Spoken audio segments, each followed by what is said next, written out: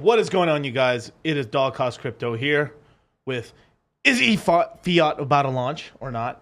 I am joined by the lovely, the immaculate,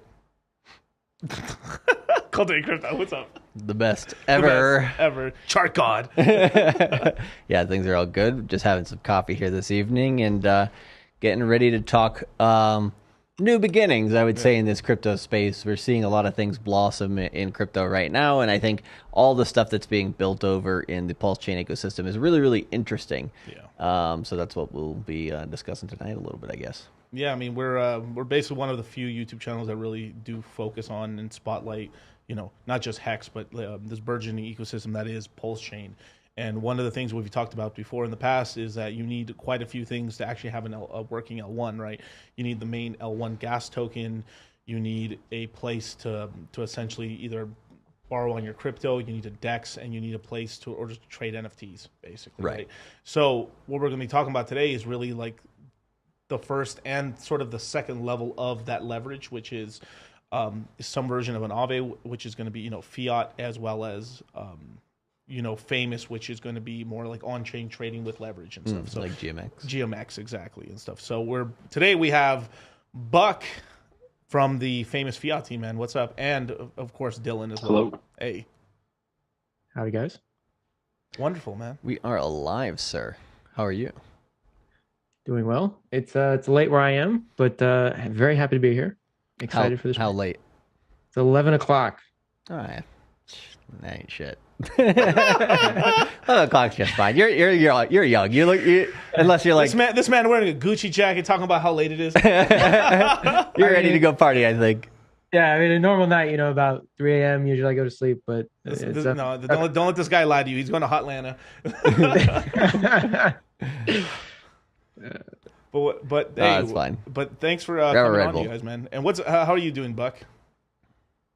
Yeah, guys, I'm well. It's the middle of the afternoon where I am, so yeah, the timing's excellent.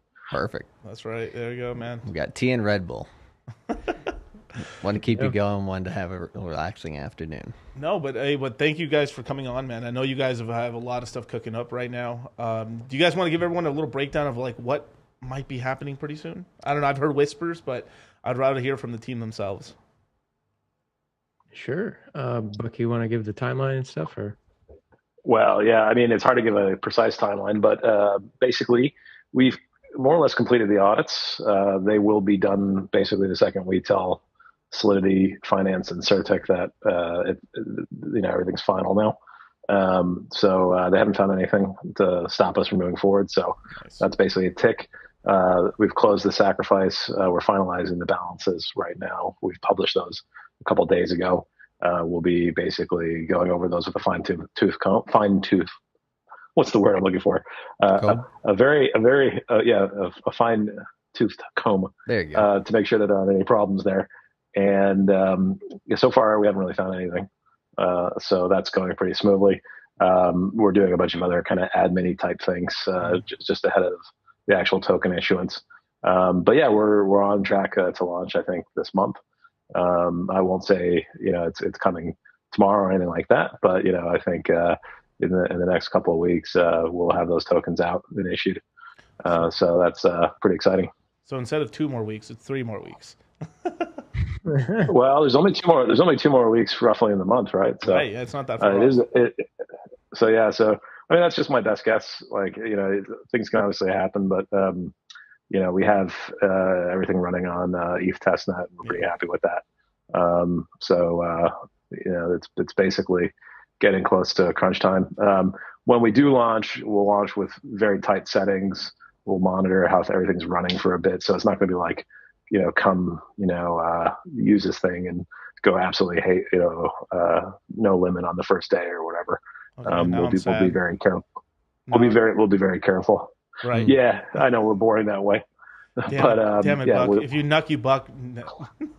If you nuck, you buck. But no. But we don't want to be like FTX or Silicon Valley Bank. So right. We'll be responsible and boring that way. Perfect. So yeah. No, but one thing that I do really appreciate about you guys is your teams and stuff is kind of like you guys have a really interesting model when it comes to doing like sacrifices, as well as you try to keep them under. You don't go overboard, right? Or if you decide to take a specifically larger amount, it's because it is needed for a specific thing, right? Like with Famous, you guys had a little bit much larger sacrifice compared to the Famous one. I mean, I'm sorry, the Phiat one, because you need a lot more capital for these pools, basically. If I got that correct, right? Yeah, that's absolutely right. Actually, the reason we did the Famous sacrifice, we called it the early bird sacrifice, was actually to raise TVL to launch this to launch Phiat on Ethereum. So Fame, it's a little bit confusing. I apologize, but Fame is a project that we're going to launch on Pulse Chain. Yeah. It's a GMX fork, but we knew that we needed, in order to have a proper Aave fork on Ethereum that's going to be interesting. We needed to have at least a few $1 million to put into the TVL. We didn't think that it would be the right thing to do, to pull that from the original Phiat sacrifice, which is sort of earmarked for Pulse Chain. Right. So we said upfront to everybody, here's what we plan to do. We're gonna raise and put that TVL to work on an Ethereum fork of Aave called ePHIAT, and we're gonna rate, and you're gonna ultimately get sacrifice points for both ePHIAT and Pulse Fame on Pulse Chain. So we did do that, kind of telling everybody up front what our targets were. And we basically hit those targets with both sacrifices, and are pretty happy about that. Right. So where did it close out at? I think we raised a little over $10 million US. Nice. And you know why I really like that? Because that was a homegrown sort of thing. It was more like this is one of the main things like me and Charlie really focus on, is that we look for projects that are community based and more grassroots versus they're just you're getting a VC check in the background and stuff, which just tends to you end up having kind of like a little more risk and stuff, because that larger player, should they kind of decide to start cashing out, can really bring down the system. And then on top of that, if there's no organic interest, it really is up to the team to really drum that up, and sometimes the teams really can't do that. So having that already interest from the jump is actually very important. Yeah, and I think I agree with you. One of the reasons, the sacrifice model, you can criticize it in many ways, but one thing that's really good about it is it does show you that there's tremendous interest from the community for these products. People see their inherent value. And we've gotten, the support of the biggest people on Pulse Chain. you can really see that when you look at the wallets that sacrificed. There's many of the sharks and whales involved. There's many of the kind of prominent people in the community. Of course, I just know this circumstantially because some of them have, privately told me if they're invested, right?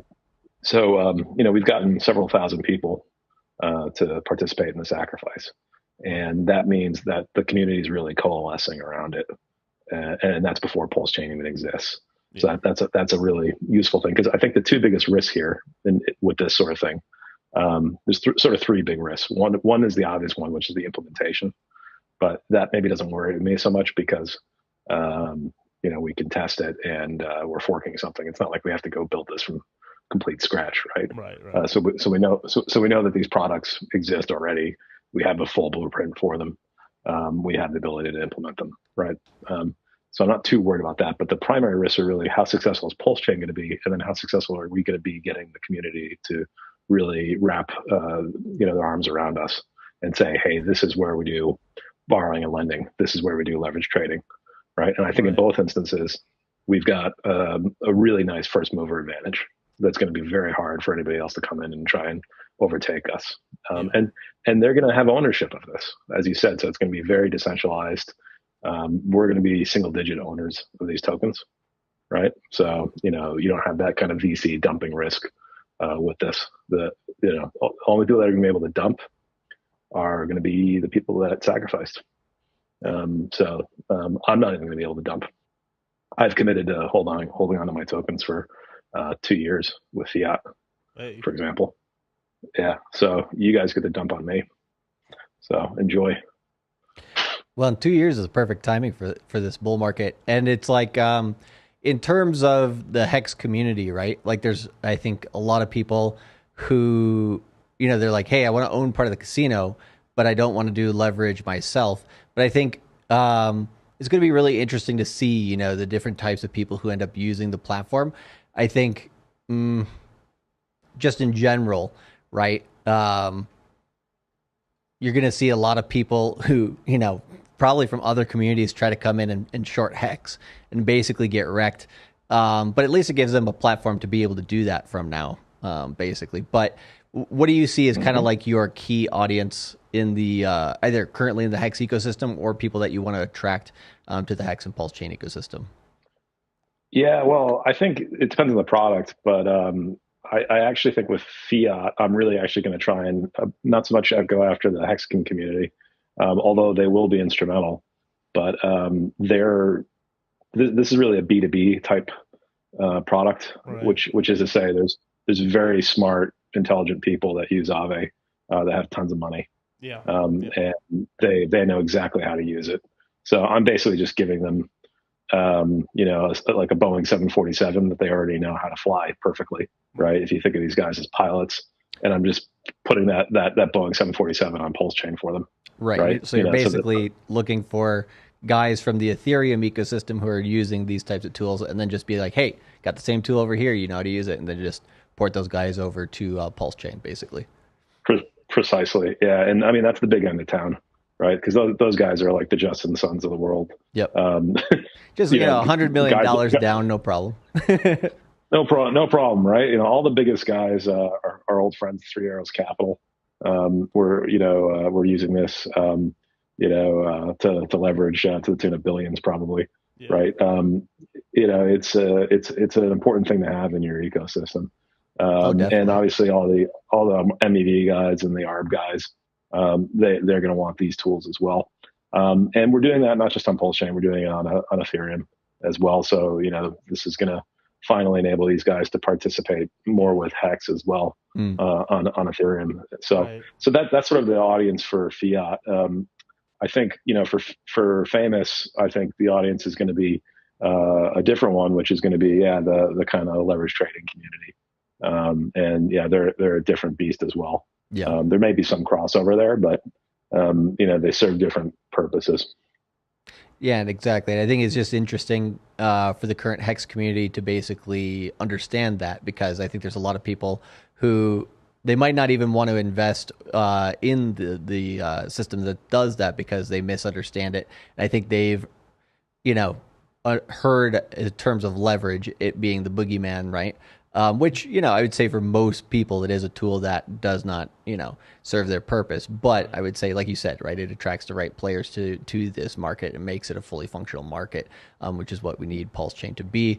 And so kind of like what you're alluding to, right, we need Pulse Chain to go beyond the Hex community and really bring a lot of other people from crypto into the space, or into this particular space. No, Charlie, of it's crypto. fine. I'm not sharing it. No, absolutely not. Hey, it's been a walled garden for one whole bull market, It's yeah. pretty nice. But I would say, Absolutely. I would say just one thing before you say it, Buck, right there, is like, even though it's been a walled garden, it's mostly because of other people walling Hex off versus Hex not trying to expand. Correct. Because, I mean, Hex has been very loud trying to, like, get people in. Yeah. But I understand, I also understand that, like, some people don't want to do, there's adamant people out here that hate to lock up their money on anything. Basically. Yeah, of course. But I mean, like, yeah, if Hex could do that by itself, right, in one bull market, then having a whole ecosystem built around it on top of it's going to be even more. This is going to be very interesting for sure. So go ahead, Buck. I'm sorry. Oh no, yeah, I agree with you guys completely. I think everybody's got different use cases that they enjoy. I like financial tools, right? So derivatives and leverage are, to me, actually very useful tools to mitigate your risk. But I'm an investment professional with 20 years of experience of managing money, which is to say, I understand what I'm doing. They're not necessarily something I would go encourage everybody to go pour their money into. So you'll never see that kind of marketing from us. Nice. We won't be hiring Matt Damon and telling people that fortune favors the bold, or we're not going to be advertising on YouTube. Brad Pitt. Yeah, this guy. We're going to be advertising on YouTube with graphics of rocket ships and things like that. Yeah. That's not going to be us. But yeah, we are going to provide the tools to the people that know how to use them and want to use them, and we're not going to be people's first leverage trading platform. These guys are big boys, and there are virtuous reasons to use these things. Yep. So I guess that's the starting point. But I think the other thing is it's, not everybody's into Gucci tracksuits and locking up your money, as you said. Some people like NFTs. So some people like, trading. Some people like, video game tokens and things like that. Buying a whole bunch of stuff. We got to build all this shit, to be honest. For Pulse Chain to be, a really complete ecosystem. And this is just what we know really well. We know finance and are fascinated by DeFi. Now, so we're going to bring as much of the good DeFi stuff to Pulse Chain. And we're going to have better stuff than Ethereum. Because things like GMX can't even really exist on Ethereum at the moment, which is sad for Ethereum, but great for us. Yep. Yeah, it's kind of a crazy thing. There was actually somebody who commented, I don't know, he's kind of trolling or whatever, but it's kind of funny. But KRP right here say, why fork Aave? Aave's fine the way it is. LOL. Whose right idea was to fork Aave? I could even answer this right here, and just because Aave does work nice. It works really well on Ethereum if you're a large player. But there's projects that want to have their coins to be able to borrow on Aave, but Aave just won't add them to its list of coins. So you have quite a lot of large communities and stuff that want to have that leverage or that ability to borrow on, and they just don't have that ability and stuff. Probably because I think we talked about this in the past with risk parameters. Would you go a little over that again and talk about maybe the starter coins that are going to be on this protocol? Yeah, so we're gonna have things like Hex and Hedron on ePHIAT, and on Pulse Chain. You're just not going to see Aave come to Pulse Chain, right? Yeah. I'll explain it with a metaphor, as I like to do. When you guys go to get a mortgage, if you're like a doctor or a lawyer, somebody with a really secure job, it's really easy for you to just go to any bank, and they'll give you a mortgage, with $1 million, line of credit, right off the bat, So if you can just show them, here's where I'm employed, here's my contract, right? If you're self-employed. Let's say you're a stripper or like a freelancer. You got one of these weird jobs. Where it's hard to so out of left field, dude. a steady paycheck. Yeah, of right? Course. OnlyFans, OnlyFans woman. Yeah. if you're sorry, OnlyFans. I forget I'm talking to younger people here. Give it the times, man. In my day, you went to a place with a real woman and she danced for you. But yeah, Japanese sex robots, sir. I go to the world exchange. But anyway, if you're one of these people, you have what's called a non-conforming loan. Yeah. So what we are in fact is non-conforming. We're not the things that guys like Aave are going to service, right? So we have to build those tools for ourselves. So we're the only option in town for Hex. Right. No one else has figured out how to do this. No one else has bothered. Right. So it's like, yeah, why fork Aave? Aave's working great. Well, Aave is awesome, but they're not all in on the Richard Heart ecosystem. Right. They don't need to be, and they probably don't want to take risk on that either. Yeah. They might see it as, they probably never will, or if they ever do, it's going to be the world's going to look a lot different. The landscape of crypto will look a lot different, because for now we're sort of the redheaded stepchild of crypto, right? Even against Justin Sun, I don't know, sir. I mean, he might got us beat on that one. Yeah, well, you never know. I think that's a fair point, but I think Justin Sun gets actually treated better than Richard. Yeah. Even though he's probably arguably one of the worst people in the world. Probably, I think, like he's a pretty tough character. That's true. But yeah, we're probably not going to be supported by those guys. Like, I don't think Justin Sun's Tron chain is supported by Aave. No. Right. So that's why we have to build those things. So the other thing is, if we don't do it, what you're going to get is you're going to get a bunch of third-party people that don't care about the community coming and creating shitty forks. That's such a great point, right? Can you go over that again, why that's so important? Because, I mean, we talked about this in our last stream, but like just to cement that point about like you having these vampire attack basically products on chain and stuff like that. Yeah, well, they will basically just show up and they'll keep all the equity, and then they'll dump the token on you guys, right? They probably won't take the time, the effort to spend $100,000 to get it audited twice, especially if it's already code that's been audited before, right? They're probably not going to care about all the risk stuff that I like to talk about. They probably won't have any problem being predatory in a multitude of ways, right? They do this every day on L1s, right? Yeah, and they're going to come, right? So it's much better if those guys don't get rich off of Pulse Chain, and the community gets rich instead. Yeah, and these are very profitable protocols. If used in high volume, they will generate enormous amounts of fees, and those fees will not go to some anonymous guy that doesn't give a fuck about Pulse Chain. They'll ultimately just be given back to the people that have been the biggest supporters in these darkest of days, really, which is the people that are still here right now. Not so much the people that are coming back, but the people that were that stayed that here were the whole looking time. at these things. Yeah, exactly. I can even name a couple Hexicans. Guys in clown makeup, that kind of stuff. But I think it's wonderful that the community is going to be the big beneficiary of it. Because if you think about who gets really rich in crypto, usually it's the guys that own these types of tools. Yeah. Like CZ has the analog CEX version of all these tools. He's got leverage trading. He's got a DEX. He's got borrowing and lending. Right. Yep. We've created the DeFi version. So fuck you, CZ. We don't need you. And we don't need to make CZ a billionaire. We can redistribute that money to the people that hold the token instead. Yep. And you don't have to worry about me getting too big either, because I'm just, like I said, going to be a single digit holder of this token, right? So I'm not going to be some massive threat to the community either in the future, right? Because I'm going to be relatively small still. So that's all right and good, I think, and I think that's a better model. Yeah, that'll hopefully make us unique in crypto. Have you I don't know if this is a little bit out of left field or if it's a similar kind of topic, but have you guys taken a look into Arthur Hayes much in terms of like how he's kind of run a lot of his systems in the past, just in terms of leverage, simply because he has been the OG in crypto in terms of leverage, and I would say there's not a lot of innovation in that space. So, and there doesn't need to be. I mean, it's a casino, right? But I'm just kind of wondering, like, is there anything that you've looked into that space and like kind of maybe old BitMEX stuff or whatever that's either been unique to crypto or useful for you, I guess, here? Or is it like, no, you just kind of like want to do like what currently exists and then like add a few bells and whistles, but we're not trying to reinvent the wheel, or like kind of how do you look at that type of stuff? Because Yeah, well, I mean, I found out about BitMEX actually through Richard Hart.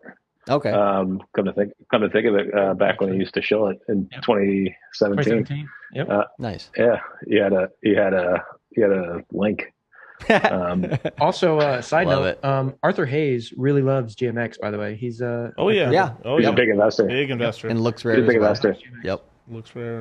One thing I'll say about Arthur is, he's got a really nice writing style. He's a sell side finance guy. I'm a buy side finance guy. But yeah, he went to prison, so I want to not do things the way he did. Yeah. But the question is, why did he go to prison, right? Well, they were basically trading against their own clients, right? But that's not what they got him on. So you're right. The shit that he was doing was criminal. But what they actually got him on, right, was allowing people to trade into stable coins on basically his platform before. Like he was one of the first people to do that, and so most of the stuff that they got him on wasn't even related to market manipulation as it probably should have been. His most egregious, I think, mistakes or stuff like without that. being KYC'd.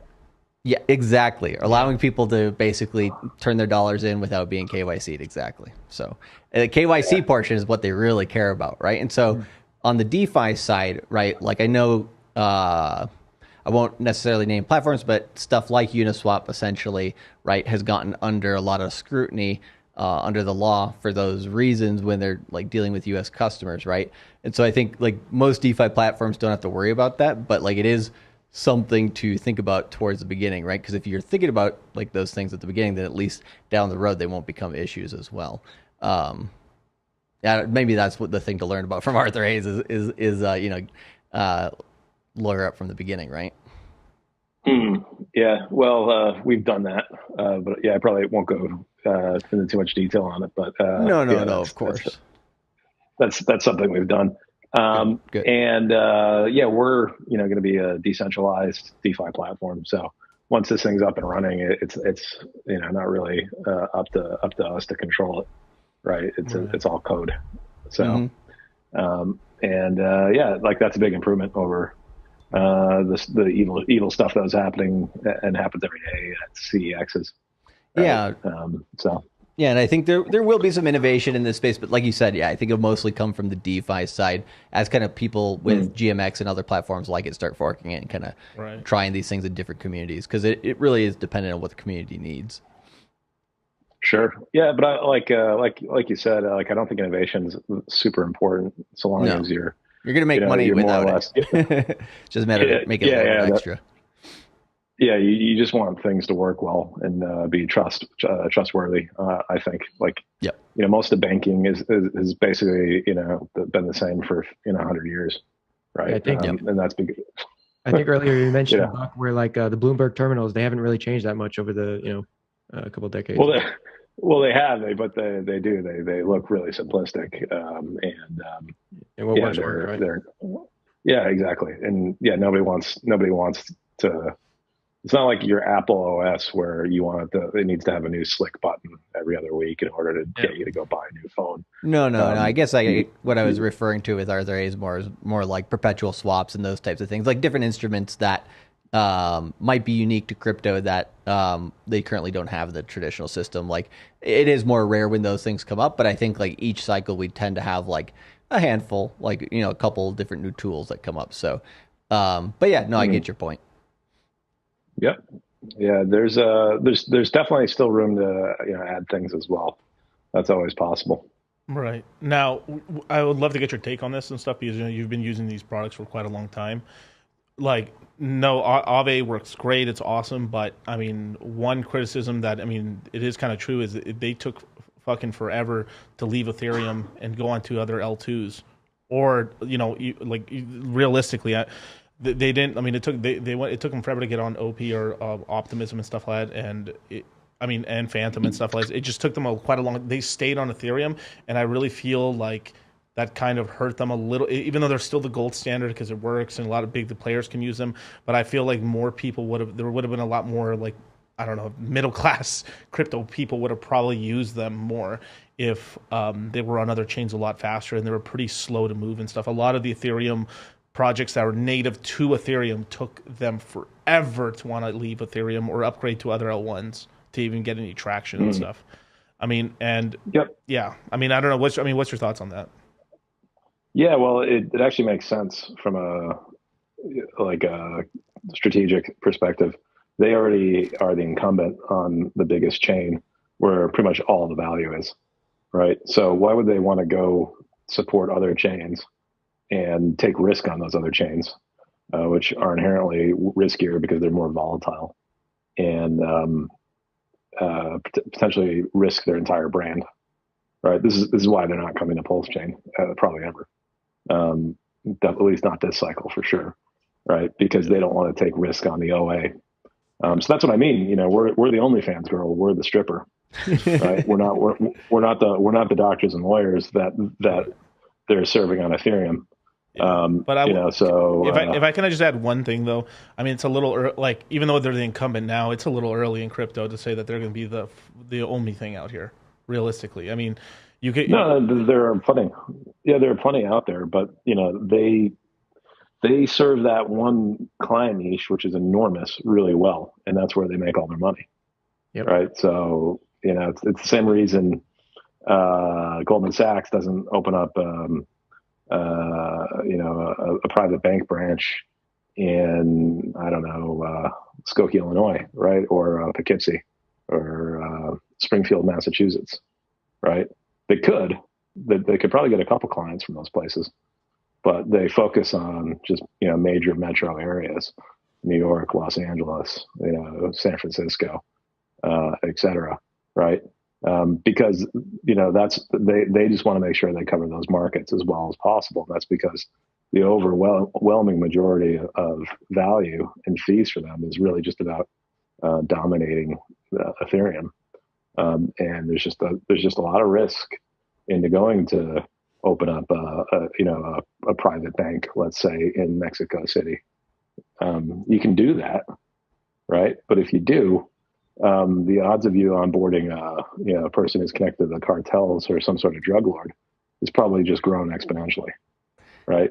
So you just have to be very careful about that. As a Hispanic man, I feel very attacked by these statements. Well, I was gonna say, are you going over to Aave or something? You don't know if I'm Hispanic. Or not Aave, sorry. No, AVAX, that's what I meant. Are you going over to AVAX or something? No, I'm joking. Yeah. Well, I mean, they're over on AVAX, but like, you know, they have to be careful, right? So if AVAX has problems, you know, it can ruin their reputation, right? So Ethereum is relatively stable, right, compared to those other L1s. Right. So the other thing is their code doesn't have, the risk parameters that we've built specifically to protect us. Right. So there's a whole bunch of ways to attack Aave V2, especially if you have a very volatile L1. Right. So and you've seen that a little bit actually with the curve attack. Right. You know, it's something they have to be very careful about. So that's one kind of set of improvements that we made, where effectively we've made it so that it won't be economically profitable for you to go try and manipulate Pulse Chain and attack us, right? So that's stuff we built into our code. Yeah. Just anticipating this problem, and we built this into our code before the curve attack happened, which shows you my guys are fucking smart. Because they saw this as a potential, and you know, went and spent the time to go prepare for it. You know, like how many other teams are going to go do that, right? Right. It just shows you like that they were thinking really hard about what can happen, and I've explained to them the risk of the OA. There, like, you know, the OA has theoretically, or the God will have the ability to basically rug the price if they want, right? You know, so how do we manage that, right? You know, how do we make sure that doesn't, you know, lead to everybody losing all their money, right?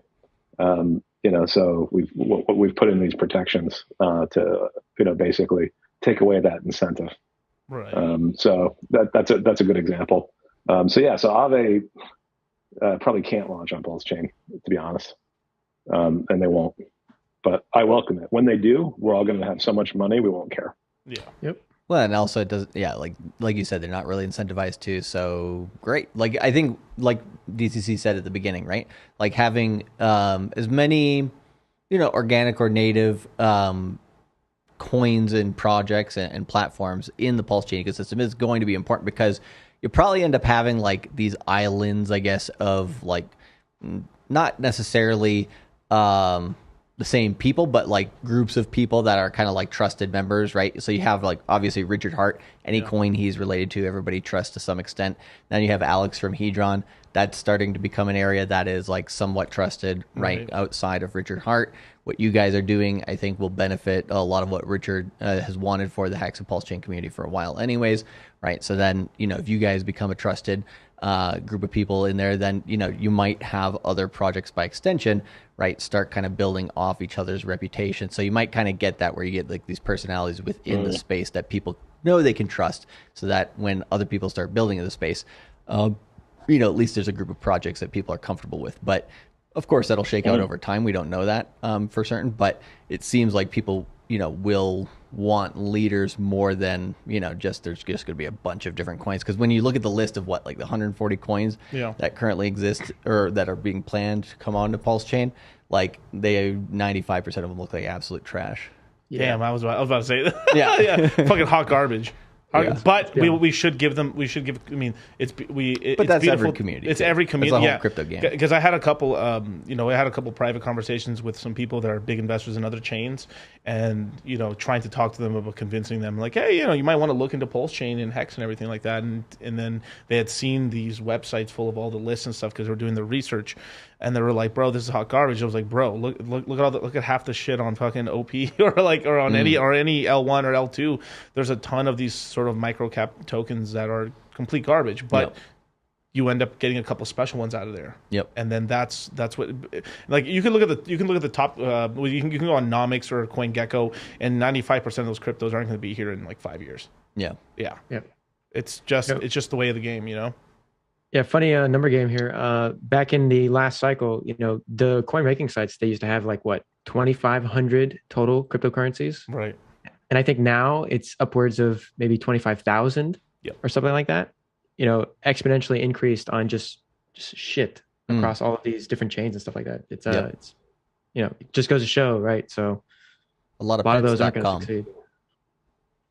Yeah, a lot of coins like pets.com, basically, just a lot of failed dreams and tears. Yeah, come on. That's why I started a box web company. Pets.com is. Say it again. Is that a new hot alt, sir? Excuse me. Well, now it is. Well, that's funny. Yeah, I agree with you guys. I think the majority of the stuff on Pulse chain is pretty terrible, and hopefully there will be some good ones. I would like us to be one of those things. And I think what we're doing is pretty hard. It's cutting edge DeFi stuff, right? It involves oracles, liquidations. So if we are the ones that prove that you can do it on Pulse chain and make a ton of money out of it, I think you'll get a lot of other people come over and do it. Yep. Otherwise you'll get a lot of insincere people who will basically rug pull or exploit scam. So they'll pretend to launch a protocol, and then they'll basically just manipulate it so that they steal everybody's money and walk away. So right? I think Binance chain and Solana, right? Basically what happened there. Exactly. Yeah, exactly. So I think at least with this stuff, you'll know who's responsible. It's us, and we're Dylan's fault the whole we're time. Building. Well, I'll blame everything on Dylan. Obviously. No, I mean I do it for the Gucci jacket. Yeah. I can't believe you buy a Gucci jacket, but I think it's very good that at least we can hopefully set a good example. This is stuff that Richard didn't even want to touch, right? Yeah. Because it is sort of cutting edge. There is risk involved with oracles. There is risk involved with all this stuff. Like forking cake, not a lot of risk involved in that, right? Have there? You guys were saying you're kind of looking around the corner at risks and stuff like that. When you see Pulse chain launching and all this stuff going on that you guys are trying to do here over the next either few months or the rest of this year, whatever the timeline is, what do you see as kind of like the biggest risks that you guys are trying to mitigate as you guys launch, or maybe is that like is there a portion that you might not want to talk about? You might want to talk about, I don't know, but I'm just kind of wondering how you guys are looking at the launch, because it might be a little complex in terms of all of this stuff, trying to come out, within a short period of time. So we will think about the things that are likely to be highly volatile when Pulse Chain forks. So specifically Hex and Hedron as examples. We will probably freeze those pools before the fork occurs. So when Richard announces that it's coming, we'll probably freeze those pools so that you can't take new positions in them. So you can basically withdraw. And we'll keep the overall size of those positions relatively small, most likely for the first few months that we're running. So that's just an example of that, and we'll disclose all this before the protocol is even live on our website. Gotcha. Just so that everybody understands this is our plan. A lot of people are thinking, "Oh, great, I'm going to come game the fuck out of this thing." Right? We're not going to let you do that. We've already thought this through, guys. So there's not going to be a clever way to steal everybody's money because of that. And we can just focus as well on just competing with Aave on Ethereum. If we provide a slightly better deposit rate, which is sort of the law of supply and demand, we will likely get people to come use our protocol, right? If you get 1% on Aave and there's not enough borrowing on Fiat, and the deposit rate's 2%, you're going to get people coming over and using it, right? So in a way, it's like if we can even just get 1% of Aave's fees, like that's a huge win, right? Yep. And also we want to just bring in a lot of new users as well, right? So I think when you actually have a token trading, I think there's going to be some rapid appreciation, and I hope to see at least. And that brings in people who don't even care about what you are, or why you're doing it. Yeah. So let me ask a question, like a complete novice, like I don't know anything about the token or anything like that, right? Not that hard. Now, no. So let's just say someone gets, let's just say it's ePHIAT's live. It's on Uniswap. You can just buy it and stuff. And okay, I buy it. What do I do? Just buy and hold? Can I do something with it? What can I do with the token?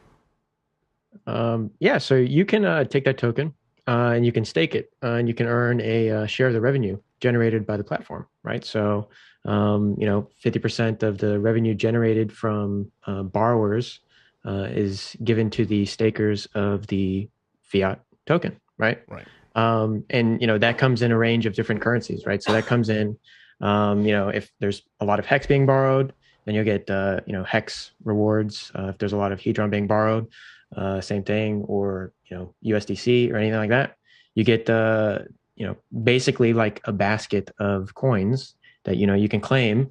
You can claim it every hour if you wanted. It's not like a daily payout kind of thing. It's whenever you want to claim it and stuff like that. Right. And it gets automatically moved over to your collateral, right? So when you claim it, basically it turns into your collateral, at which point then you can withdraw and do as you see fit, right, with those tokens. So generating hard cash, right, instead of inflation.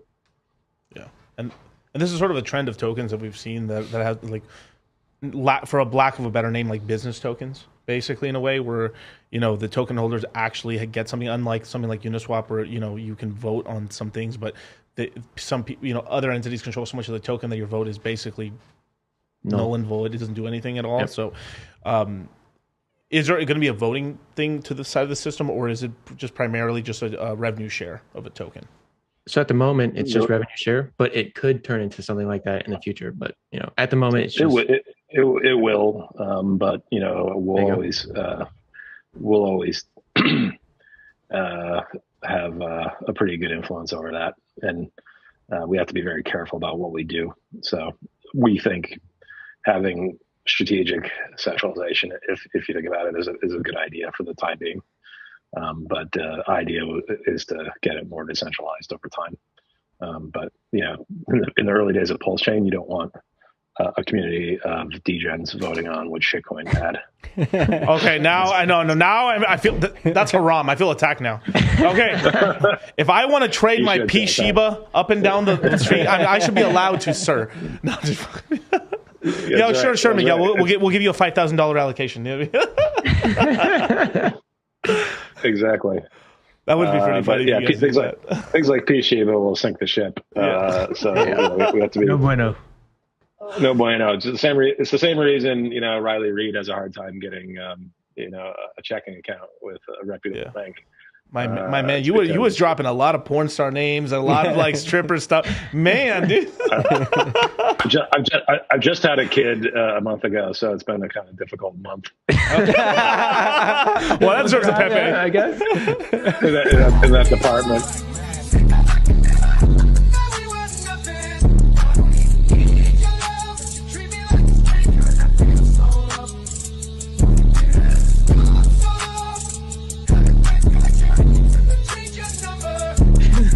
Woo! I needed to cool off a second there. Well, congratulations on your child. That's awesome. Yeah, thank you.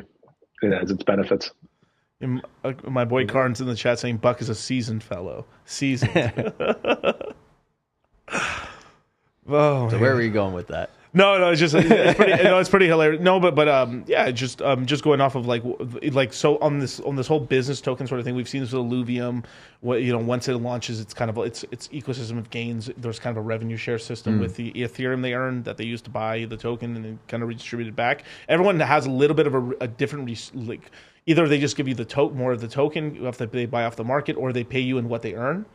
But that seems basically the two big models. I mean, we saw the same thing with Looks Rare. We've seen with GMX. We're seeing this with famous Phiat, and I think it's a good trend of tokens. We started noticing this maybe with the earliest token I saw this with was probably Illuvium back in like 2021. Starting to see kind of whispers of that, and it seemed like a really interesting model and stuff. And and it's kind of funny because the tokenomics of something like Illuvium was basically created by the founder of Synthetics.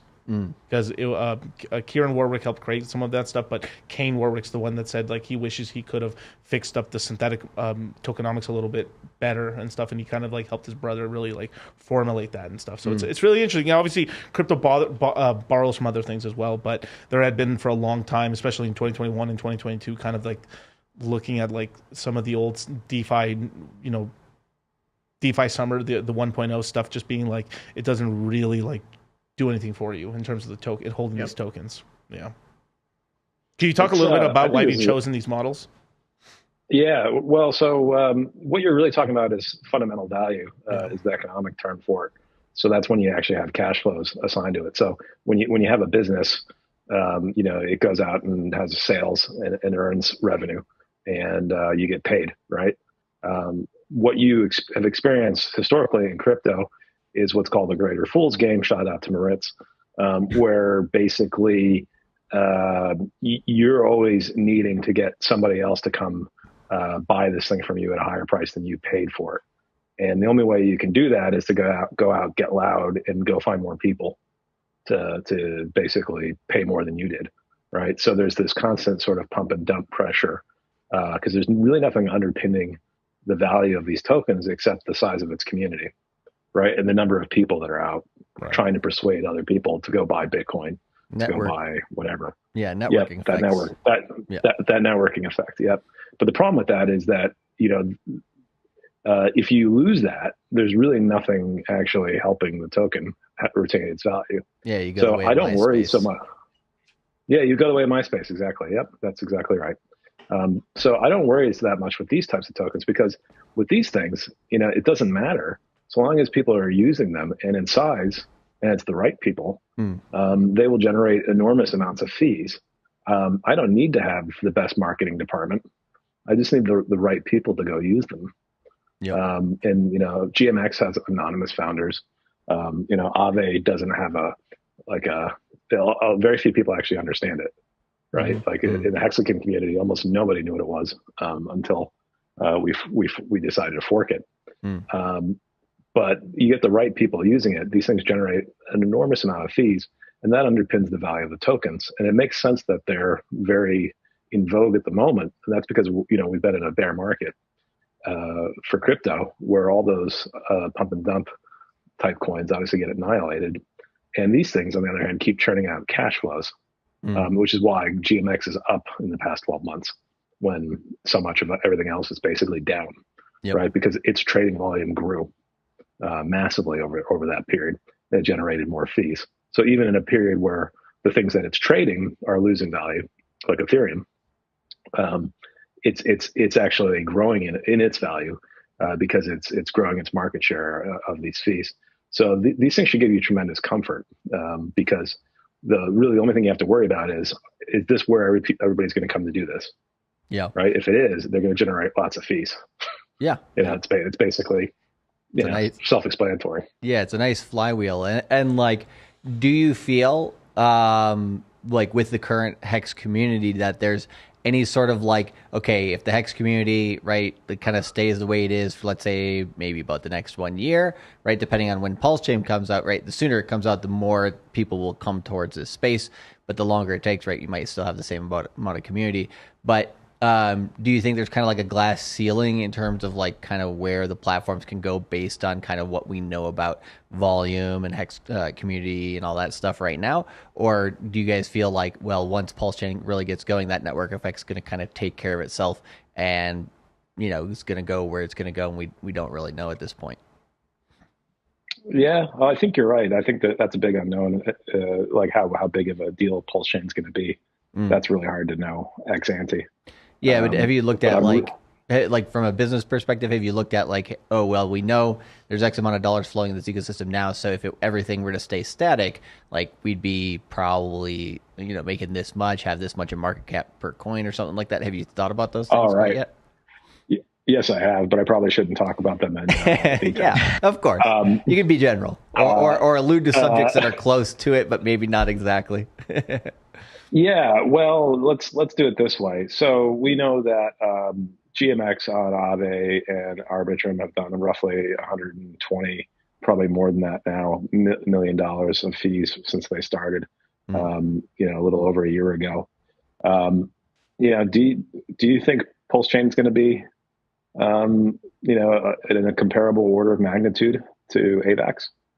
I mean, the amount of money that was sacrificed for it.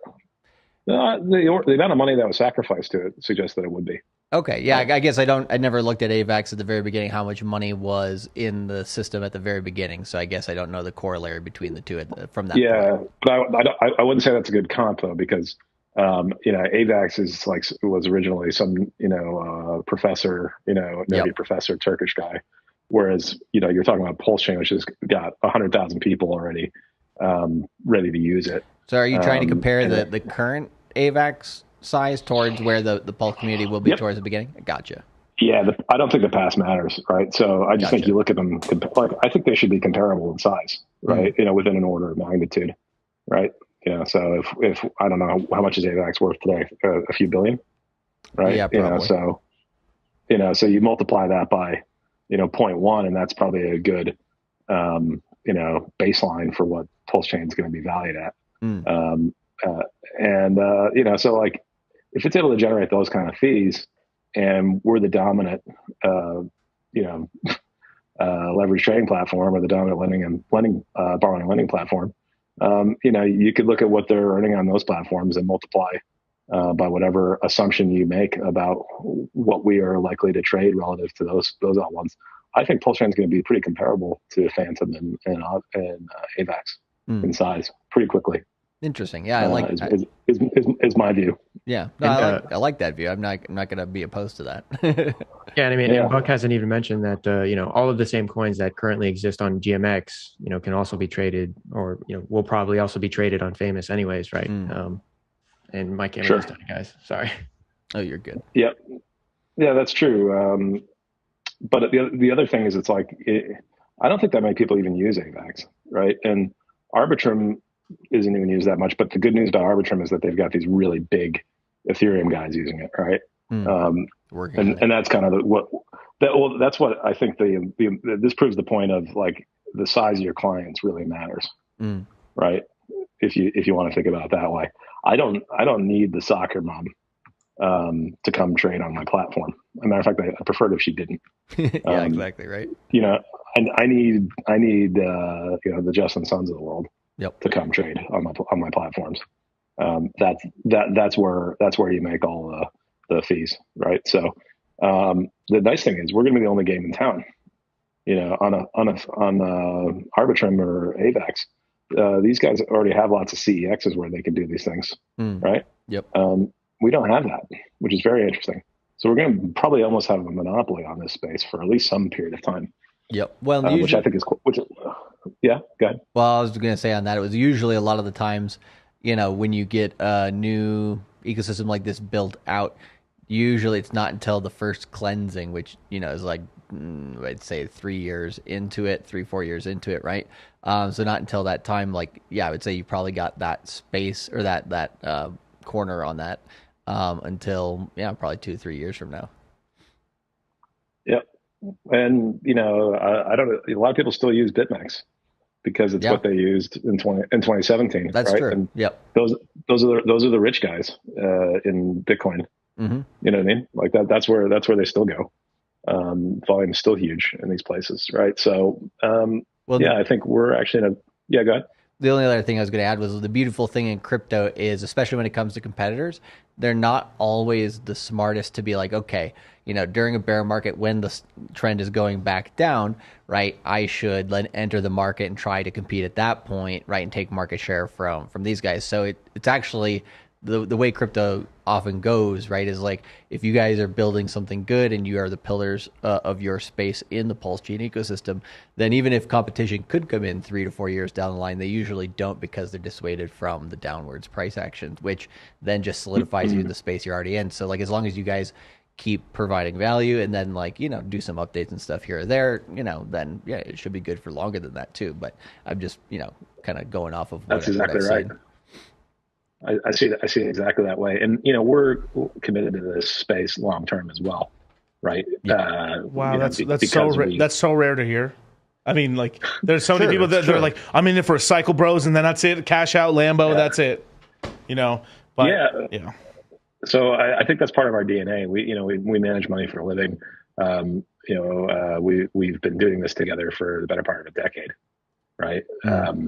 We didn't just throw this together willy-nilly. We have no connection to each other. These are deep relationships with lots of trust. And we're committed, and we're building out something that I think is going to be very valuable, and worth the attention of the community, because it's going to be like Goldman Sachs on the blockchain. Everything Goldman's does, but in pure DeFi, right? The way it's meant to be.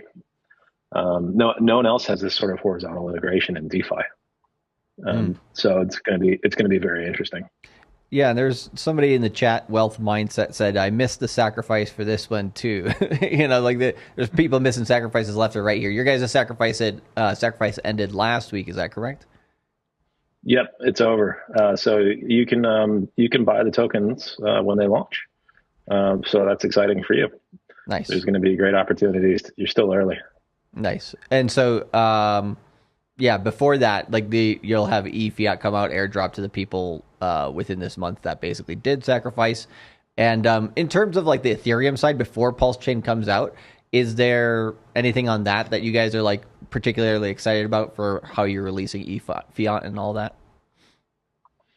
So we probably haven't talked with you guys about it, but we're also launching a balancer fork called PHUX as well. Yes, and that's going to be an incentive token for people who use the Phiat platform as well. You pronounce that? So we're going to have Fuchs, right? That's I think you pronounce it. I pronounce it PHUX, but it's whatever people want it to be. Gotcha. Everybody has their own interpretation. Okay. So we're going to have a balancer fork that's going to serve the community as well. There's a lot of really good coins that you guys were talking about, like Hedron, Icosa, and the Maxi perps and things like that. We're going to have pools of those, and we're going to support them on both Ethereum and on Pulse chain. So we're going to have a DEX on both chains. We're going to have borrowing and lending in both chains. And if Ethereum ever gets its act together, we'll have leverage trading in both chains as well. So we're committed to multiple L1s So I think the value will be on Ethereum and the returns will be on Pulse Chain. I like that. So I think you want both. Yeah, and so like kind of how do you see all three of those projects? Like, why are you doing those ones in particular, and like where do I guess the benefits for you guys, as well as maybe the consumer, however you want to look at it, where do these platforms kind of benefit each other, either on the Ethereum side or the Pulse Chain side, and like kind of how do you see that relationship going between them, or why are you doing those projects? Yeah. You know, so we're doing those because they're incredibly profitable. Is the first reason. That's a good reason. They make enormous. That's a very good reason. They make enormous amount of fees.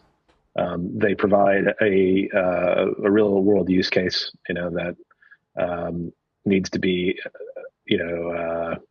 available to people in crypto, right? So you need borrowing and lending because you have it in the real world for a good reason. You need trading, just like you have it in the real world. We're doing it, these things because I don't want competition. So, to be able to come in and, take market share from fiat. So, the thing that everybody was talking to me about, as soon as I launched fiat was, oh, it'd be cool if we could have leverage trading. Right. So I figured, hey, why don't I just go do that too? It was my original idea anyway. And give away a sizable chunk of that to the fiat guys. So I did that. And then now with PHUX, a lot of people were saying, hey, we need stable swap. We want to have indexing. We want to have, pools with multiple tokens that trade in the similar fashion. It'd be really great if, you could figure out a curve or a balancer fork. So we just did that. We're just giving that away to our sacrifice sets. Yeah. So, it's pretty good. And then we're tying it all together with our UI which is called fatty.io, which just is a wallet aggregator that kind of collects all of this stuff and tells you what you're worth in a given minute, which is pretty scary because, I can now watch myself lose $1 million like really fast. You don't lose it till you sold, bro. No. Yeah. It's all paper losses like the banks until you sell. You're absolutely right about that, but it's still fun to watch. On a good day, I check it pretty regularly because it feels great, and then on a bad day, I go work on my golf swing. There you go. Right. There you go. I hit the crap stable. Double down. Martingale this shit. Let's go. But yeah, man. That is really interesting. I mean, you guys are creating like a suite of products and services and stuff, and all these projects and stuff that kind of all interlink and help each other out. And these are things that are needed in the space. And I'm happy you guys are doing this stuff. I mean, that's really cool. I don't know, Charlie. Do you have any questions for them? Yeah, I mean, I kind of was asking what I was thinking really there, but yeah. And I was trying to ask a little bit more open ended in terms of what they're most excited about. It sounds like Fuchs is pretty much the platform that they're most excited about, which is great. And so it's like cool to see these things start, basically launching. But I think like a lot of people in the community, right? They're always very curious to learn more. And it's like, okay, like I've heard portions of this before, I've heard portions of that before, but right there, they're always like, okay, like what's that new little bit of information? Right. That kind of is like what's around the next corner and the next corner. That kind of keeps. The two best things with marketing, right, are obviously price appreciation, right? And then always having something for the community to pay attention to, like some sort of, kind of like different events leading up to larger events tends to be what keeps people most interested in these types of projects. So like, I'm just kind of curious, like what's around the corner for those types of events, and the Pulse Chain launch is going to be dope as hell. So it's going to be interesting. No, definitely. I mean, are you guys with the balancer fork that you guys are doing? Are you guys going to be doing like LGs and stuff, or the ability to launch tokens on there? Because that's what Balancer has a very interesting model on. It launches the price of the token is very high, so it screws over bots, and then over time it drops down until eventually people start bidding on the token. Actually, yep, we'll have the bootstrapping function. Yep, okay. They call it bootstrapping, where you have a specific weight to the token, to where it's like I don't know, a 10 to 90, a 10-90 split or something like this, right? And then over a period of time, it slowly migrates to a 50-50 split, like a regular AMM. And we'll have something like that.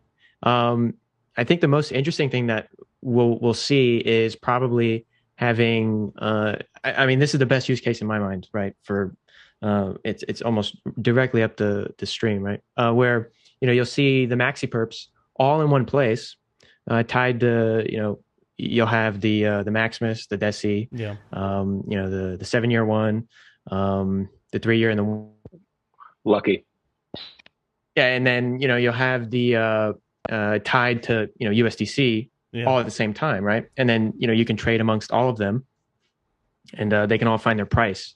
Because I mean, like right now, if you're trying to trade, some of these perps and stuff, they're pretty illiquid at the moment, right? And it just so happens that the famous SAC, accepted some of those coins, right? So I don't know if that's a coincidence, but big coincidence, Dylan. I'm a big fan of coincidences and getting lucky again and again and again. Yeah, guys, this rampant amazing speculation that's going on right here, it's unacceptable on my channel. I just feel very uncomfortable with this conversation right now.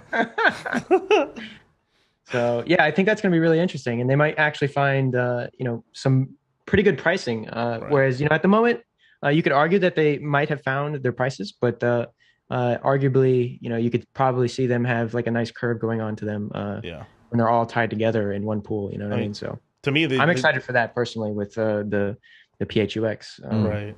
I mean, to me, they don't have much of a premium right now, just because. Now I got a little bit of heat for saying this on some other streams about because I really do like the team at Maximus and all that stuff, and I do like the tokens we're doing because it's a really cool function. Some people want to keep being able to stake their tokens on Ethereum, but some small players can't because of the gas. So this is kind of a cool kind of workaround. But a lot of people kind of got shook up a little bit with that whole mishap with the Poly token.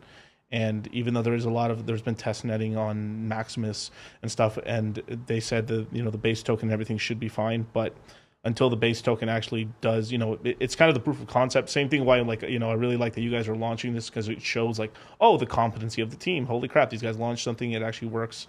Obviously, a little leeway here because the first month's always choppy in any project. So, I mean, of course, there's going to be something. But after, it's that sort of thing, because once I see, these guys, it's like people like betting on winners or guys who have won in the past. But it's wow, these guys have launched something successfully. This thing actually on Ethereum launched pretty well. The projects they launch on Pulse Chain are going to be awesome, right? And I do have that faith also in the Maximus token and all that stuff as well. It's just what I was trying, just to clarify, what I was trying to say is, if that for some reason the base token didn't pay out or it couldn't pay out, goddamn, that'd be bad. It's not great, because then it just calls into question a lot of other things and stuff. So it's I know coding's hard and stuff like that. So it's the only thing I would probably say negative against the team and stuff is just it probably wasn't the best idea to be YouTubing the whole time while coding, and just focus down on Anyway, it just is what it is. Software's hard. Yep. My devs aren't on YouTube ever, so they hate talking to people. They do it as little as possible. They truly are devs, then. Yeah, there's nothing they hate more than having to communicate with other people. So what was the story? They'll do it. What was the story with Dev One when he went on vacation? He was finishing up one of the testnet versions. He went skiing in New Zealand, and he basically just sat there with his laptop doing the famous demo the entire time. Yeah, good man. And his girlfriend was furious at him because he basically didn't even go skiing. Oh, is he really a developer? He has a girlfriend. Wait, hold up. Wait. I gotta call him to question this now. Yeah, she's one of these robots that you guys were telling me about. Oh, okay. There you go. But yeah, it's true what you say. I'm really glad we're launching on Ethereum as well, because if we can't launch this stuff on Ethereum and run it safely there, good luck to us doing it on Pulse Chain, right? So I think it's a big positive in a sense to have a live testnet in a sense on Ethereum first, right? Because the volatility is going to be way less, and we already know this works on Ethereum, right? So we'll get to let people try to attack us on Ethereum first before they try to do it on Pulse Chain. So I think you're right. It's going to be a very nice moment or a very terrible moment. If we can launch this and not have too many snafus with it, right? Because I do think there's something to be said for track record. And that's something that we understand very well, right? Our entire careers are based on our track records. Right. It's so No, please go ahead. Sorry. Yeah, no, I was just going to say, so we are very careful not to do things that are going to get us, that are going to hurt our reputations. And we want to basically not have to deal with all the fucking bullshit from people questioning us in the future. Right. And the way to do that is to not fuck up and do a good job. Yep. Right.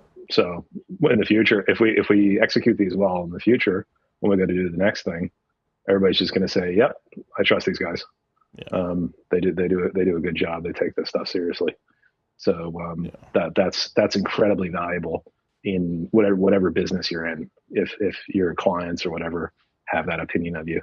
Yep. Right. So, I mean, the building up that good reputation is so difficult, and there's a lot of people in the crypto space that don't realize that and will sacrifice short-term gains for a long-term success. Basically, the long-term success of like having a good name and you're not rugging, you're doing good work and stuff like that. A good YouTube. I mean, like our whole brand is built off because people trust us. Because we have good information, we're here and stuff. I mean, same thing with you guys. You guys are doing your projects and stuff.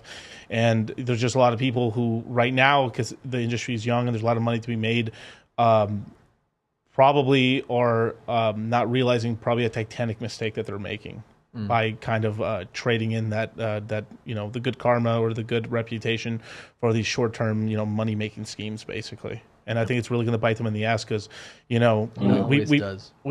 probably have 2 cycles of like really fast growth in crypto, and sometime in the 2030s, maybe 2033 or so, we're still growing fantastically good in crypto, but we're probably only like, we're probably talking about 50% gain in Bitcoin a year, something like that. And I mean that you got to understand that's still a long time away from now. I mean, we're talking the 2030s, but when we're in 2023 right now, so that's 7 years away. Right. So 8, 9, 10 years from now, we're in a much more mature sector. It's still growing fantastic, but I would imagine it's going to be more certain sectors pumping versus, and of course, a couple of little projects here and there pumping because of good news and stuff, but it's going to be more sector based. Or maybe this year was like kind of how we were talking about, like the back in the day, the first thing that pumped was like DeFi layer 1 or like the DeFi summer. That might be the only thing that does extremely well, and everything else kind of just lags behind, really. And it's going to be it's going to be a lot more compartmentalized in which parts of crypto pumps. So let me add one more thing to what you just said. Please. That I think is also very important. If you think about the original internet, tech wreck 2001, that era. That was an era when anybody who was relatively smart could be coding, stuff in their garage and go compete. Right. That gets harder and harder every day. Right. So you really have to have something pretty novel and brand new now to go compete, against Amazon or Facebook. Yeah. And more often than not, you can't. And I think that's going to happen in crypto as well. Oh yeah. In that period that you've just described. So there is a lot to play for right now, but you're not going to be able to come and just be like a smart 20-year-old coding stuff on YouTube 10 years from now. Right. You're going to have to be a lot better. You're going to have a lot of money behind you, a lot of the best people behind you, and it's just going to be a very different world than the one we see today. Today it's very amateurish. Alex, the Hedron guy, when I told him what I was doing with Phiat about a year ago, when I told my idea, and he said to me, "Oh, you guys will be fine. What you don't understand, Buck, is that most of crypto, like 90% of it, is teenagers in the mom's basement lying through their teeth." Yep. Because I told him our credentials and what we were bringing to the table. He's like, no, you guys are like 1,000 light years ahead of most of the people that are doing this stuff. And I'm not a coder myself, so like that meant something to me, right? Yeah. But I think that sort of it all sort of should make sense to people now why we're having the success that we're having. It's because like we just do things at a more professional standard, right? Because that's what we are. People with boring guys entering middle age, with kids, that take things very seriously. and don't fuck around, because we don't want to ruin our reps that we've worked very hard for. Right. So often in crypto, people just don't give a fuck. Yeah. They just say, yeah, whatever. I'll make the quick buck, and I'll fuck off. Yep. I'll come back on a new Telegram account. Like, I don't have time for that. It's a lot of work. Yeah. And it's it's way easier. And it's like, we're kind of entering this sort of space. Like right now, you could literally be a nobody, come from a different industry, come into crypto, and if you work hard at it, you will have a really decent career in the crypto space, whether it's a YouTuber, a developer, if you want to teach yourself up, or and damn near anything. If you're providing value. If you're providing value, right? And there isn't like this barrier to entry in 10, 12, 15 years. There's going to be a barrier to entry. In 5 years. Yeah, there's a lot of meat on the bone still, so to speak. Yeah.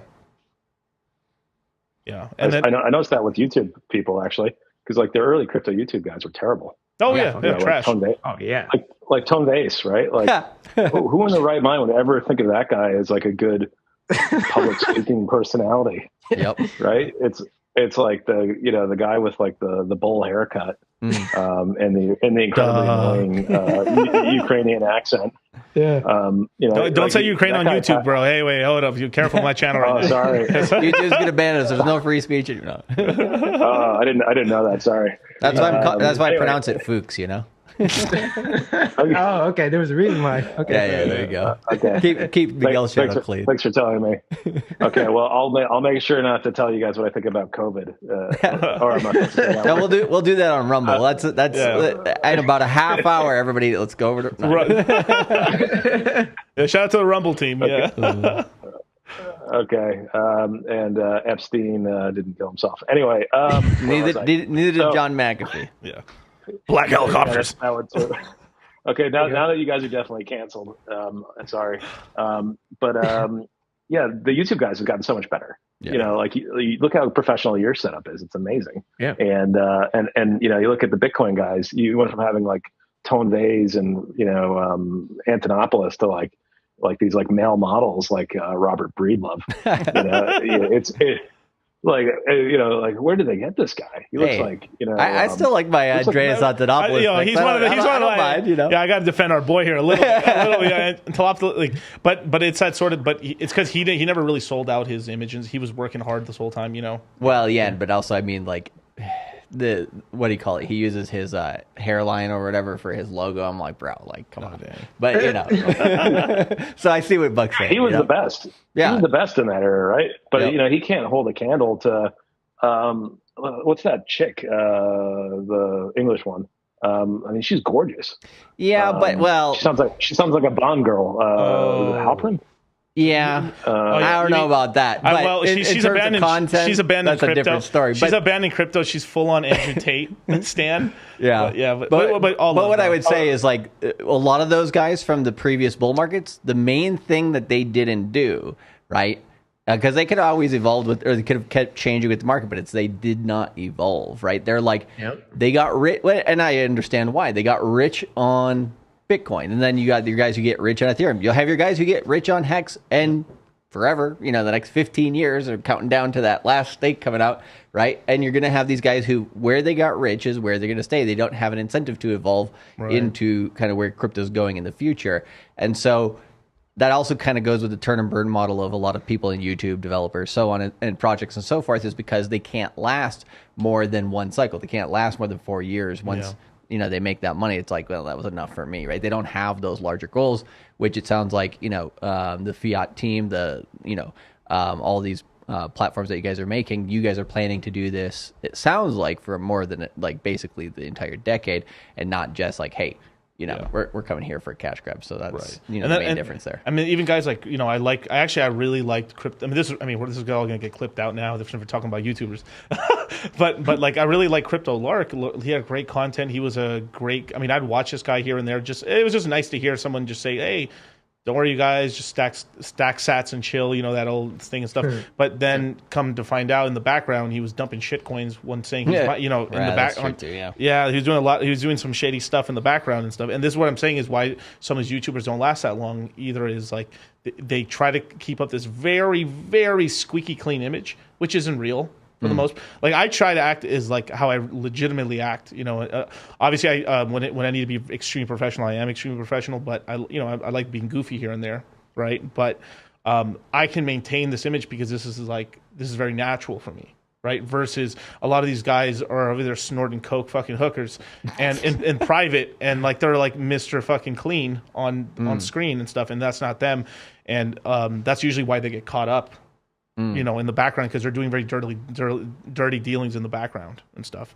So yeah. Well, we don't got any of that, so that's good to see. But yeah, or at least I'll tell you. We veered off the conversation. Oh yeah, for sure. No, but it is a really good, you know, for the audience to kind of listen to that, you know, there's still time right now. Work hard in this crypto space, build your portfolio. I mean, like this not quick riches, but it's like get rich for sure in crypto is still possible. It'll still be possible for at least this whole decade. But a lot of people are going to dilly-dally, mess around and do dumb shit and just completely fumble the ball where they could have been very wealthy. Right. And it's just going to be sad in a couple of years when you're like, oh yeah, I remember I had, like, I say this all the time. A lot of you guys are rich right now and you guys don't realize it. Right. Like you guys are like, it doesn't seem like, coins. Yeah, like right now you have tons of coins and then in the future you're like, people are going to look at accounts. I mean, there's these famous tweets of people saying like, oh man, damn, dude! I just sold 40,000 Bitcoin at $2. I bought 40,000 Bitcoin at $2, sold it at $8, bro. I knew I should have held it to 20, right? But they had 40,000 Bitcoin. I mean, that's a lot of money. Yeah, I think you got to have that long-term vision. You got to see where the adoption is going, and like, I mean, these guys see it. So, yeah, I'm glad to see it. You know, it's a good sign. Yeah. For us, we enjoy this stuff, right? We've been through multiple cycles. I've been investing in markets since the late '90s when I was a teenager, right? So I'll do this even if nobody pays me. You know what I mean? It's our hobby, it's our passion. Yep. Right. So we'll always do it. You look at guys like Warren Buffett; they're in their 90s. They still go to work every day, and it's because this is what they like. This is what they like doing. Right. Yeah. You know, full stop. So I think a lot of people just get into this stuff because of the get rich quick mentality. Yeah. Yep. There's a difference, right? If the people that really enjoy it, you know, they're gonna stick around. Yep. A lot of people just wanna come in and, you know, buy whatever is hot and then, you know, disappear. Right. So I think that's a key difference when you're evaluating, you know, projects and whatnot. It's you want to understand what kind of mindset people have. And is this something that they can do, you know, for 5 years, 10 years, however long it takes? Yeah. Or are they likely the kind of guys that are going to turn around and get bored of it and want to go do something else completely different next year? Yep. Which is a lot of people. So not everybody's wired to look at markets for forever. Yeah. You know, it's an individual thing. I mean, there is that stair stepping that happens. That every cycle, it's like remember how simplistic it was in 2017. I mean, all you had to do was buy Bitcoin, Ethereum, and Litecoin, or just whatever was on Coinbase, and you did fantastic, right?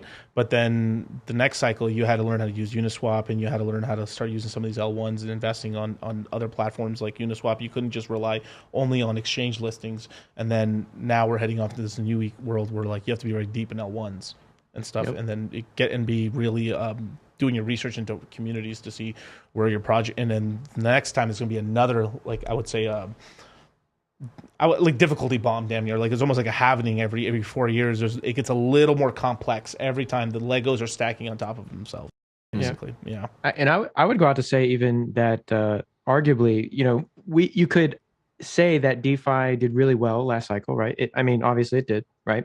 But I think with the collapse of FTX, you know, Celsius, Voyager, etc., there's the start of this really large paradigm shift from a lot of the older crypto users to start going more into DeFi solutions. And I think that paradigm is really starting to take into effect. You know, even lately, like GMX has been doing really well, relatively speaking.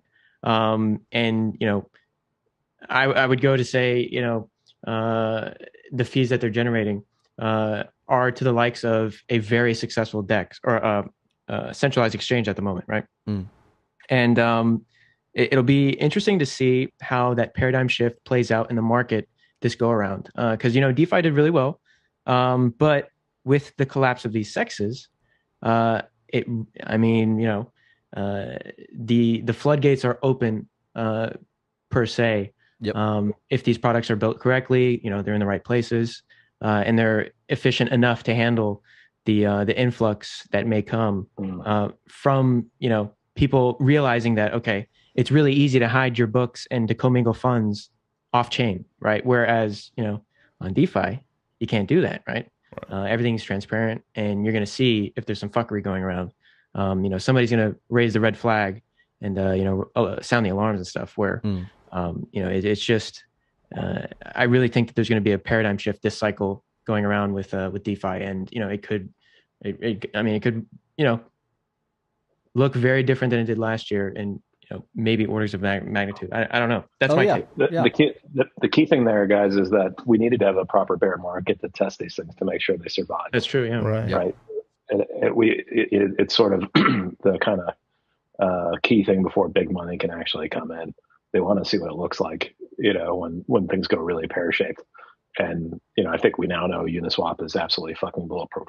Yeah. Right? And same thing with Aave too. I mean, shit. Aave's looking pretty strong. Right. Yeah. GMX, one of the reasons we didn't lead with it was because it was pretty new at the time. Right. Yeah. When we first thought about it. It had basically come over from BSC from a product that wasn't that good. Right. So, we wanted to see how it performed. Right. I can tell you that the big boys, that they have not even begun to touch DeFi yet. They can't. Yeah. Yeah. So that's all still to come. They're all still using these stupid DEXs or CEXs. Yep. They're all all of them. It's going to be really interesting to see what happens when that kind of money starts to come onto DeFi and what that's going to mean. That's all still to come. Yeah, I was going to say it's going to get really interesting. Yep. So cool, man. So where can people follow you guys? You can follow me on Twitter at @BB_trippin. It stands for bitches be trippin'. Made that a while back, but yeah, it's a classic. There you go. And what if they want to follow the project? Famous Crypto on Twitter, Fiat Crypto on Twitter, and then PHUX Given on Twitter. Beautiful. And in I believe it's in your different Telegram chats as well. You got Buck in there, you got Dylan in there talking quite frequently, right? Yes, sir. So how many Telegram chats do you guys have right now in terms of the projects? 1, 2, 3, 4. Beautiful. And so they'll send me all the links right now in a minute after the show, and I'll make sure to put all the links to all these chats and Telegram groups in the description box below in the video and stuff. And Buck, do you have a Twitter as well? I do, but yeah, don't worry about following me. It's not that important. Yeah, it wasn't sure what the handle is on that one, but no, we're good. And I mean, if you guys have any questions or anything like that, just DM me on Telegram. Don't DM me on Twitter. I really don't check the DMs on Twitter. So right, yeah, no worries. We have to remember a keep thing. Buck hates people. Now, yeah. If you have really dumb questions, make sure to ask Buck. That's not exactly right. I hate dumb people and poor people. There you go. There you go. Or smart, or both. Please speak to me as much as you want. Otherwise, speak to Dylan. So beautiful. So I sacked $5, and I just don't see it on my on the sack list. Oh, Jesus. You talk to me, but you talk to me. Beautiful. Good Charlie, where can people follow you, man? Just as usual on Cultivate Crypto on YouTube as well as Twitter, wherever social media exists. Go to Cultivate Crypto, and I'll be live tomorrow at 5 p.m. Eastern Standard Time, talking about how goddamn bullish the market is and how much money we're about to make and all that jazz. Sheesh. Beautiful. I love to hear it, man. And you can follow me on Dollar Cost Crypto on YouTube, Twitter, and Instagram. And you can also follow him at Cultivate Crypto on Instagram as well. So that's true. Yep. I will be having a stream tomorrow at 7 p.m. Pacific Standard Time on Black Ice's channel. I'm doing an interview on there, as well as I'm going to have a bunch of interviews this week as well. So I think I'm doing one on Friday, but I'm waiting for the confirmation on it. So I'll be back here on the crypto channel at 8 p.m. Pacific Standard Time on Thursday and 1 p.m. on at Saturday and stuff. So catch you guys later. Thank you so much for joining me, and make sure to be on the lookout for ePHIAT and all the rest of the products that this team's launching, man. So peace.